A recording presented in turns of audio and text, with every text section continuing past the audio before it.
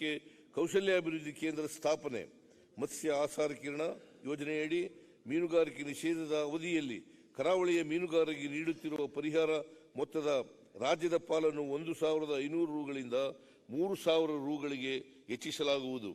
ಸಮುದ್ರ ಮೀನುಗಾರಿಕೆಗೆ ತೆರಳಿದಾಗ ಅಪಘಾತ ಅಥವಾ ಅನಾರೋಗ್ಯಕ್ಕೆ ಒಳಗಾಗುವ ಮೀನುಗಾರರನ್ನು ತ್ವರಿತವಾಗಿ ದಡಕ್ಕೆ ತರಲು ರಾಜ್ಯದಲ್ಲಿ ಪ್ರಪ್ರಥಮ ಸಮುದ್ರ ಆಂಬ್ಯುಲೆನ್ಸ್ ಅನ್ನು 7 ಕೋಟಿ ರು ವೆಚ್ಚದಲ್ಲಿ ಖರೀದಿಸಲಾಗುವುದು. 2024-25ನೇ ಸಾಲಿನಲ್ಲಿ 10,000 ವಸತಿ ರಹಿತ ಮೀನುಗಾರರಿಗೆ ರಾಜ್ಯ ಸರ್ಕಾರದ ವಿವಿಧ ವಸತಿ ಯೋಜನೆಗಳಡಿಯಲ್ಲಿ ಮನೆಗಳನ್ನು ನಿರ್ಮಿಸಲು ಸಹಾಯಧನ ನೀಡಲಾಗುವುದು.